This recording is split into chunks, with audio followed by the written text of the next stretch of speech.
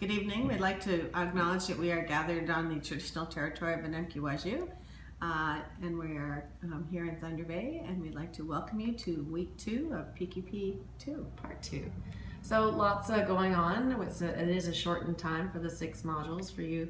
However, I noticed it looks like most of the people in both of our groups have signed up for their practicum presentation in a module. So we appreciate that. I did give a little reminder out to be sure you put your name on the Google Doc so that I can give you a discussion box and a module all to yourself. There were some great titles in there, but I had some names missing, so just some housekeeping items. Also, another reminder that to go through the PowerPoint that's at the beginning of the course and the course introduction, because it will let you know exactly what we'll be looking for as you work through your practicum and what you'll need to submit after the 3-month deadline. That's nice knowing what you need before you get started. Yeah. Really enjoy getting to know you both through the introductions and through your first comments in Module 1. I know we all had a chance to look at how great leaders inspire action, and it's a video that we think really drives sort of our leadership vision ourselves, and that's that we really need to lead from that why, and we need to have that caring space that we're working from. With that said, those of you that were in our part 1 course, you may have seen Simon Sinek's other video that we do, and we think the two dovetail nicely into it, and that's how good leaders make people feel safe. So the two together really make a kind of a complete picture of where leadership theory is taking us today. And I had the chance to spend the afternoon with Nick at Sasevich, and we got a chance to actually spend some time with Sandra Herbst, who's an educator from Manitoba. And she is, wow, what an opportunity to spend an afternoon with her. And one of the things she talks about is when you're working from a leadership space and you are working on instructional leadership in particular, you will have people that are willing to step out through that collaboration and try new things. And she said, as a leader, the best piece of advice she gives, and I kind of chuckled because that's something. What's the best piece of advice you can have? And what she said that she has shared is that as a leader, you need to wrap yourself around that person who's trying the new pedagogy, and you need to protect them, and you need to encourage them, and you need to be that circle, so to speak, so that they have space to learn within, and then you act as a partner and perhaps with them and see how things are going and debrief and help them learn together. So I thought that was a really great piece of advice. Really, it kind of falls into the full and love your employees as well. I kind of have that thought. But really making sure that you have some safety for your staff to engage in learning and try new things.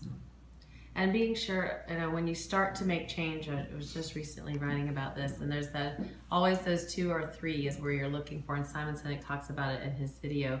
There's those that will be the outliers, the ones that are willing to try it, the ones that are willing to take it up, and to be sure that you're encouraging them so that eventually there's a gradual release of responsibility from you as the leader and the initiative or the idea to them as those working and moving with their peers. And they will be the ones that get your school moving. Right. So support them.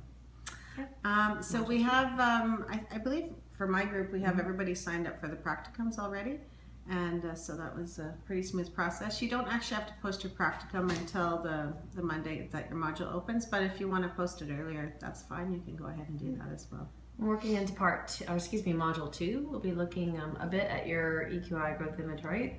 Those of you that should have a report from the last time, if you took PQP 1 with us or from another provider, you may have one as well. So you'll be looking a little bit at that, your own personal leadership styles, your strengths, and where your areas for growth are. We'll also be unpacking privilege a bit this time and looking at some of the more social justice grounded issues in the education leadership role today. So this is always this is one I think near and dear to both Denise and I, this module, and we look forward to really hearing your dialogue and your comments.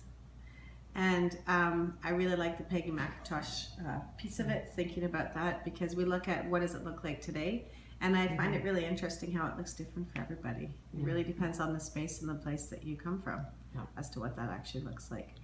We do spend a lot of time working on the Equity and Inclusive Education in Schools policy document. This is a really key piece, and you'll move into this a little bit further when we start looking at case law, because it's coming up again and again and again. Yes. So it's constantly being pushed and pulled, depending on which way the ruling judges happen to be ruling. Okay. So, and we start practicums. So we look forward to having a look at those. For those of you who are posting practicums this round, We will be emailing, reading, commenting on the 3 or 4 or 5 practicums that are being posted this time. And we look forward to giving you some feedback and asking some really good questions and seeing the work. To me, this is probably one of my favorite parts of part 2, because when we talk about spreading practice, it is an awesome learning space for me to have a chance to see what's happening around the world with education. We come with a lot of ideas. So on that note, it is week 2. We wish you well, and we'll be in touch again by video next week for week 3. Have a great week. Yeah, enjoy.